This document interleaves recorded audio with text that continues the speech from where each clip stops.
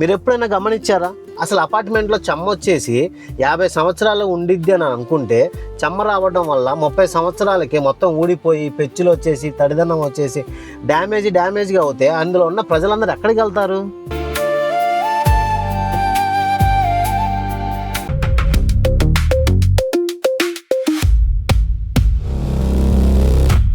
నేను చెప్పిన ప్రతి విషయం మీరు మిస్ అవుతే లక్షల్లో మీకు నష్టం అనేది వస్తుంది.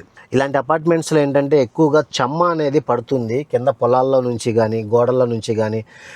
ఎక్కడైనా సరే బిల్డింగ్ ఒక 10 సంవత్సరాలు అయిన తర్వాత వాష్రూమ్స్లో కానీ బాత్రూంలో కానీ షింక్ ఏరియాలో కానీ వాటర్ ప్రతి ఒక్క ఫ్లాట్లో అక్కడక్కడ లీక్ అవుతూ ఉంటుంది, ఎవరు పట్టించుకోరు.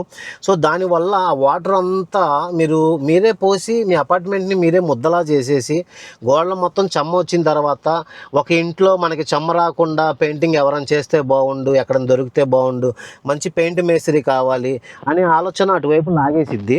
గోడల్లో వచ్చే చెమ్మ మీ ఇంట్లో ఎంత ప్రొఫెషనల్ వర్క్ చేసినా కూడా క్యూరింగ్ అనేది అవ్వదు. ఎందుకనంటే మీరు ఇప్పుడు చెమ్మ వచ్చింది గోడలో నుంచి మొత్తం స్కేపింగ్ చేస్తారు, పుట్టి అంతా లేపేస్తారు. దాని మీద ఏంటంటే కొంతమంది పిఓపి వాల్కేర్ కలిపి పెట్టడం, కొంతమంది ప్లాస్టింగ్ చేయించడం, మళ్ళీ ఇలా చేసి అంటే క్యూరింగ్ అనేది బిల్డింగ్కి కంప్లీట్గా ఇచ్చిన తర్వాతే మీరు ఏదన్నా నిర్ణయం తీసుకొని చెమ్మ వచ్చిన దగ్గర క్యూరింగ్ అనేది చేసుకుంటేనే ఇల్లు అనేది చాలా నీట్గా స్టాండర్డ్గా 10 సంవత్సరాలు క్వాలిటీగా ఉంటుంది. సో ఇప్పటికిప్పుడు అందరూ ఒక నిర్ణయం తీసుకొని అందరూ చేయించుకోవాలి అంటే ప్రతి అపార్ట్మెంట్లో అవ్వని పని. సో ఈ ఒత్తిడి అంతా ప్రతి ఒక్క ఫ్లాట్లో సింగిల్గా బెడ్రూముల దగ్గర హాల్లో అంటే చెమ్మ రావడం, చుట్టుపక్కల వాళ్ళకి చెప్పుకోకపోవడం, ఇదంతా ఏంటంటే ఒక కమ్యూనిటీకి సంబంధించింది కాబట్టి చాలా ఇబ్బంది పడుతూ ఉంటారు. కానీ దీనికి సొల్యూషన్ ఏంటంటే గోడలో చెమ్మ వచ్చినప్పుడు ఒక 5 years వాడికి ఆపగలం. అంటే ఇలా బిల్డింగ్ చుట్టూతా చెమ్మ పట్టిన ఫ్లాట్స్ ఏమైనా ఉంటే లోపల వాటికి ఒక 5 years వరకు ఆపగలం. అది ఏషియన్ పెయింట్లో 2K పుట్టి లాంటి మొత్తం అది 2 coats అప్లై చేసి వాల్ పుట్టి డైరెక్ట్గా 2 coats పెట్టేసి ప్రైమర్ వేసి పెయింట్ వేసేయచ్చు. ఇలాగా 4-5 years స్టాండర్డ్గా ఉంటుంది ప్రొఫెషనల్ వర్క్ చేస్తే. కానీ మీరెందుకు లక్షల్లో నష్టం వస్తుందని నేను చెప్తున్నాను అంటే చాలామంది ఏంటంటే ఖర్చు ఎందుకు అని చెప్పి ఇల్లుని నీట్గా చూసుకోవాలి. అంటే చెక్కల్లో ఏమైనా తడిదనం ఉందా, గోడలో ఎక్కడన్నా పెచ్చులు లెగిసి పుట్టి ఊడిపోతుందా, ఎక్కడన్నా చెమ్మ ఉందా, లేకపోతే చెదలు ఏమైనా పట్టిందా ఇంటికి, ఇలాగా తుప్పు పట్టిందా డ్రిల్స్కి అని ప్రతిదీ మీరు కన్సిడర్ చేసుకోవాలి. కన్సిడర్ చేసుకొని ప్రతి ఒక్కటి క్యూరింగ్ అయిన తర్వాతే పెయింటింగ్ వర్క్ అనేది చేయించుకోవాలి. చాలామంది ఏంటంటే ఈ చెమ్మ వచ్చినా ఏమొచ్చినా అలాగే ఉంచేసి పెయింట్ వేసేస్తారు. మళ్ళీ 1-2 సంవత్సరాల్లో అది అలాగా పిగిలిపోతుంది, పెయింట్ అనేది ఊడిపోతూ ఉంటుంది, అది మీకే కనబడుతుంది. పెయింటర్ సరిగ్గా వేయలేదు, వర్కర్ సరిగ్గా చేయలేదని మీకు చాలా అభిప్రాయాలు అనేవి వస్తూ ఉంటాయి. సో నేనేం చెప్తున్నాను అంటే ఇలాంటి ఫ్లాట్ ఏదైనా సరే మీరు పెయింటింగ్ చేయించుకుంటున్నప్పుడు, రెనోవేషన్ చేస్తున్నప్పుడు ఖచ్చితంగా ప్రతి ఒక్కటి కన్సిడర్ చేయండి. గుమ్మాలు ఎక్కడ ఉన్నాయి, కింద భాగాలు ఎక్కడైనా తుప్పు పట్టిందా, చెదలేమో తినేసిందా, చెదలు తింటుంది అన్నప్పుడు పెస్ట్ కంట్రోల్ అనేది చేయించాలి. చెదల మందు అనేది మీరు కొట్టించాలి ప్రతి గుమ్మానికి, ప్రతి గోడకి. రెండోది, చెక్కలు ఎక్కడైనా బాగలేవు, ఓకే ఇక్కడ మన టీవీ పెద్దగా ఉంది, సో ఈ కబోర్డ్ తీసేయాలి, తీసేయండి.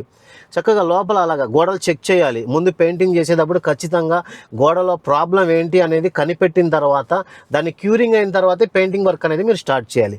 ఇలాగా క్లారిటీగా చేసుకుంటే ఒక స్టాండర్డ్ వర్క్ ఒక 8 years 10 years మంచి క్వాలిటీ పెయింట్స్ వేసినప్పుడు చక్కగా ఆగుతుంది.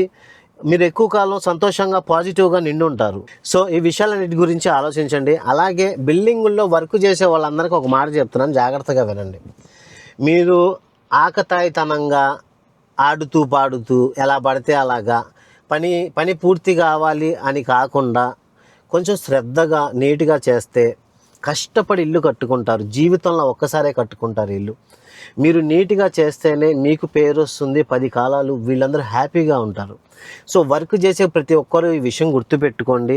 పని నీట్గా చేయండి. వర్క్ చేసి వాళ్ళకి ఒప్పించగలిగితే అప్పుడు ₹1 అడగండి, వాళ్ళే మీ కష్టాన్ని గుర్తించి ఇస్తారు.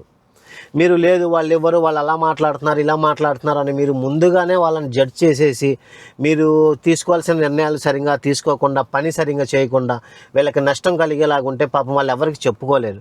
ఇంకా మీరు కూలి పని చేసుకుంటారు, మీ మీద కేసులు పెట్టి కోర్టుకి ఎక్కడ ఈడుస్తాంలే అని ఫోన్లేని వదిలేస్తారు. చాలామందిని చూశాను నేను నా జర్నీలో. నా ఈ 30 years పెయింటింగ్ సర్వీస్లో నేను తెలుసుకున్న అతి ముఖ్యమైన విషయాలు ఇవి మీతో పంచుకోవాలనిపించింది. వీటి గురించి ఆలోచించండి. ఇంటిని పసిబిడ్డలాగా చూసుకోండి. ఎందుకనంటే కన్స్ట్రక్షన్ బిల్డింగ్ డ్యామేజ్ అవుతే ఎంతో కష్టపడి రూపాయి దాచుకొని మీరు అపార్ట్మెంట్లో ఒక్కొక్క ఫ్లాట్లో ఉంటారు. ఎక్కడికి వెళ్తారు? ఎక్కడ ఎత్తుక్కుంటారు నీడ? ఇప్పుడు స్థలం కొని అంత బడ్జెట్ లేకే కదా అపార్ట్మెంట్లో ఒక ఫ్లాట్ తక్కువకు వస్తుందని కొనుక్కుంటారు. సో కొనుక్కున్నప్పుడు ప్రతి ఒక్కరూ ఆలోచన ఇంటి విషయంలో జాగ్రత్త వహించాలి అని ఐకమత్యం కలిగి ఉండాలి. ఒక విషయం మాత్రం ప్రతి అపార్ట్మెంట్లో ఉన్న ప్రతి ఒక్కరు గుర్తుపెట్టుకోండి, మీ ఇల్లు మీరు అందంగా చూసుకుంటే మీ అపార్ట్మెంట్ మొత్తం అందంగా ఉంటుంది. ఈ ఆలోచన ప్రతి ఒక్కరి ఫ్లాట్లో ఉన్న ప్రతి ఒక్కరి మైండ్లో పుట్టాలి. ఇది ఎందుకనంటే ఇప్పుడు కొంతమంది టైల్స్ దగ్గర గ్యాప్స్ వచ్చేసి వాష్ ఏరియా దగ్గర లేదా జల్లెడి దగ్గర అంటే వాటర్ లీక్ అయిపోతూ ఉండిద్ది. అది మీరు చూసుకోవాలి. అది అది కంప్లైంట్ వచ్చింది, రిపేర్ వచ్చింది, ఎందుకంటే మీరు రిపేర్ చేయించడానికే వచ్చింది. ఇలాగా ప్రతి ఒక్క ఫ్లాట్లో చిన్న చిన్న రిపేర్లు ప్రతి ఒక్కరు చేసేసుకుంటే రేపు మీ అపార్ట్మెంట్ కొన్ని సంవత్సరాలు స్టాండర్డ్గా ఉంటుంది. మీరు అందులో హ్యాపీగా ఉండొచ్చు. ఈ విషయం గుర్తుపెట్టుకోండి. ఎందుకనంటే చాలామంది మనకెందుకులే, ఇప్పుడు డబ్బులు లేవు, వాళ్ళు చూసుకుంటారు, కమ్యూనిటీ చేస్తారు, వీళ్ళ వాళ్ళే వస్తుంది, వాళ్ళు ఇలాగొద్దు. ఒకరి మీద నిందలు లేకుండా మీ ఇల్లుని మీరు చక్కగా చూసుకుంటే అపార్ట్మెంట్లో తడిదనం రాకుండా, డ్యామేజ్ అవ్వకుండా, రిపేర్ వర్క్ లేకుండా క్వాలిటీగా కొన్ని సంవత్సరాలు ఉంటుంది. మీరు ఎప్పుడైనా గమనించారా? అసలు అపార్ట్మెంట్లో చెమ్మ వచ్చేసి 50 సంవత్సరాలు ఉండిద్ది అని అనుకుంటే చెమ్మ రావడం వల్ల 30 సంవత్సరాలకి మొత్తం ఊడిపోయి పెచ్చులు వచ్చేసి తడిదనం వచ్చేసి డ్యామేజ్గా అవుతే అందులో ఉన్న ప్రజలందరూ ఎక్కడికి వెళ్తారు చెప్పండి? అందులో ఉన్న ప్రజలందరూ ఎక్కడికి వెళ్తారు? ఎప్పుడైనా ఈ ఆలోచన వచ్చిందా మీకు? సో నేనేం చెప్తున్నాను అంటే, మీరు బయట చాలా వర్క్స్, ఎన్నో జాబ్స్ ఉంటాయి, మీ ఎఫర్ట్స్ మీకు ఉంటాయి, మీరు కష్టపడతారు, నేను కాదంటలేదు. కానీ ఒక విషయం గుర్తుపెట్టుకోండి, ఒక ఇంటిని పసిబాబులాగా చూసుకోవాలి, కాపాడుకుంటూ రావాలి. అప్పుడు అది కొన్ని సంవత్సరాలు మీరు అందులో ఉండడానికి నీడనిస్తుంది. గోడల మీద కొట్టేయడం, రాసేయడం, స్కెచ్లు గీకేయడం, మేకులు కొట్టేయడం, గోడలు పగలగొట్టడం, ఏంటేంటో చేసేస్తూ ఉంటారు. సో ఇది సరైన విధానం కాదు. ఎందుకనంటే ఇప్పుడు చాలామంది గోడలకి వుడ్ అని అంటే మొత్తం ఫ్రేమ్స్, క్యాబినెట్స్ అని, వాల్ ప్యానల్స్ అని ఏంటంటో పెట్టేస్తున్నారు. సో ఇలాంటి గోడల్లో చెమ్మలు, ఇలాంటి డ్యామేజెస్ ఇలాంటి రావడం వల్ల, డ్యాంప్నెస్ రావడం వల్ల ఆ చెక్కలు పీల్చుకొని చెక్కలు పాడైపోతాయి. ఆ షీట్ లోపలే ఉండి కన్స్ట్రక్షన్ డ్యామేజ్ అవుతుంది. బిల్డింగు కన్స్ట్రక్షన్ క్వాలిటీ తగ్గిపోతుంది. కొంతకాలానికి స్మెల్ వస్తుంది. చాలా రకాలుగా మీరు నష్టపోతారు.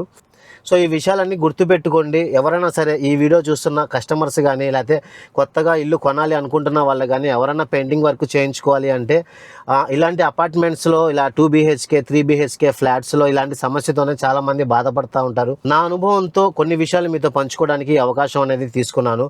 మీకు ఏమైనా సందేహాలు ఉంటే కింద కామెంట్ బాక్స్లో కమెంట్ చేయండి. రెండో వీడియో చేసే ప్రయత్నం చేస్తాను. అలాగే నా వీడియో మీకు నచ్చితే లైక్ చేయండి, షేర్ చేయండి, సబ్స్క్రైబ్ చేయండి. Thank you.